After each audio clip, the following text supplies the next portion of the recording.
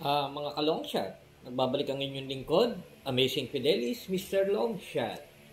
So, ngayon, maaga magbibigay sa inyo ng aking race analysis para sa Sunday race. So, sa ngayon po, ongoing pa yung ating Saturday race. As you can see sa aking TV na nagmo-monitor ako para sa aming legit winner take all bakasan group chat.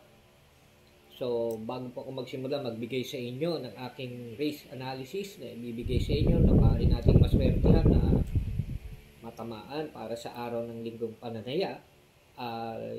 Nais ko po kayong imbitahan para i-message ako muli, no?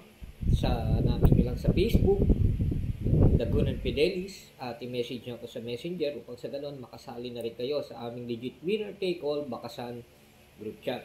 So, araw ng linggo, bukod sa pagkakayo po ay bumakas sa aking gagawing race analysis, meron pa kayong pre-pick 5 at last forecast na gagawin ko rin para sa inyo at itataya natin sa ating pananaya. So ngayon, I'm inviting you all.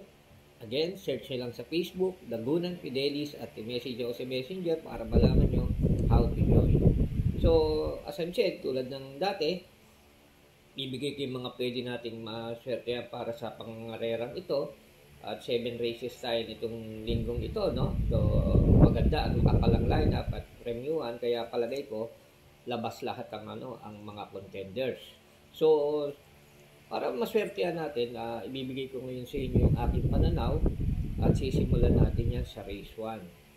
Race 1, milyahe mga laban, 1,400 meter, at race 2, meron palang 2,000, So, race 1 muna tayo. Dalawa ko kunin ko dito. Although makapalang line, palagay ko, dito na ako hahanap ng swerte sa dalawang ito.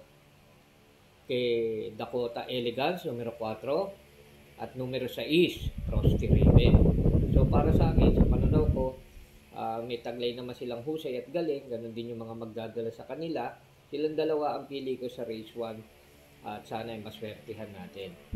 Race 2, ito, bibigay ko sa inyo, palagay ko siya na rin ang papatok dahil 2,000 meter at subok na to sa ganitong haba ng distansya. Numero 1, Secretary.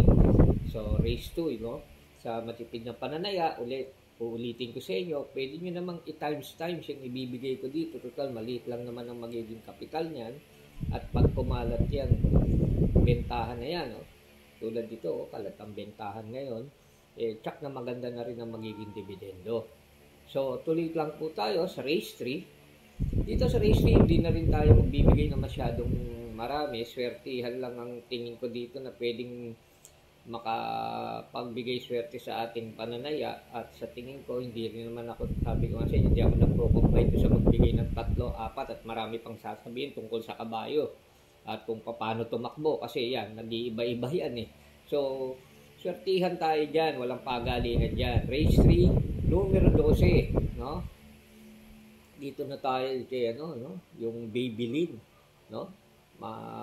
matuling kabayo to at 1,400 meter. Palagay ko pag bumandera din to, matibay sa bandera to, banderang tapos to. Yung numero 12. Although may kalaban sa diyang 11, ako, if I will do a favor for it, dito ako sa 12 na to. Okay? Sa race 3. So, yan makita nyo, single lang akong magbigay kasi swertihan ang inaano ko dyan, hindi yung manghuhula ako. Ibig sabihin sa akin talagang magaling yan. Inaasahan ko na maswertihan ko. Race 4, ayan, another another, tingin ko papatok din siya dito.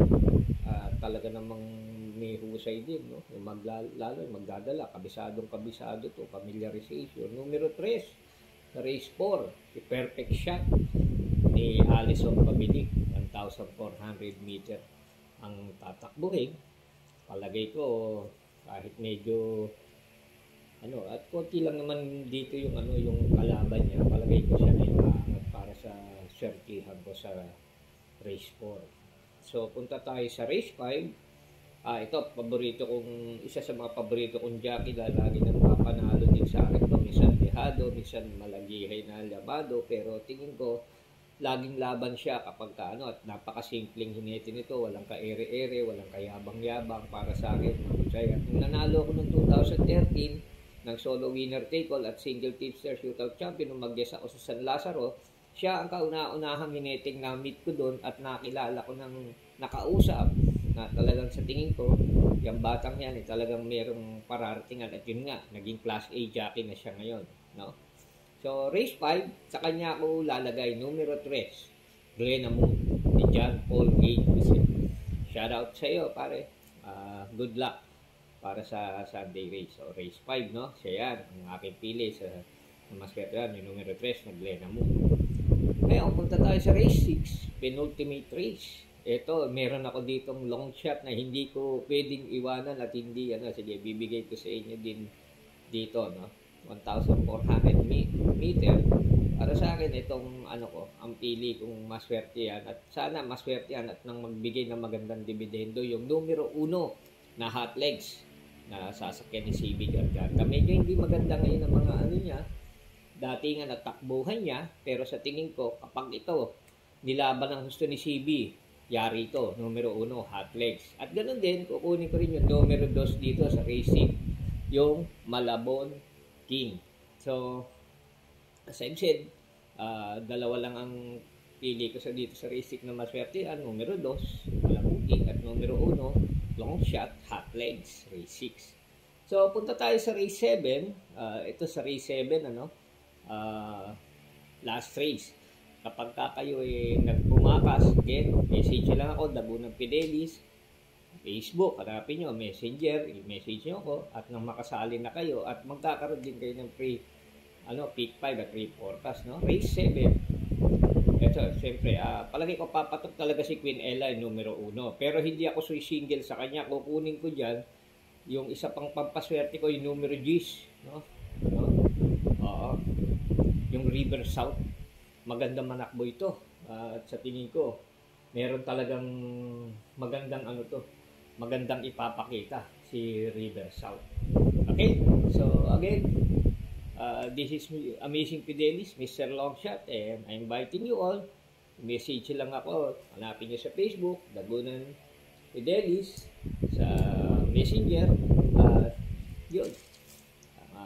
Masasabi ko sa inyo how to join our legit winner take all bakasan. Again, this is Amazing Fidelis, wishing you all happy weekend, happy racing, and good luck. Okay? Like, share, and subscribe na rin itong aking YouTube channel para sa ganun, marami rin tayong matulungan sa ating. Okay.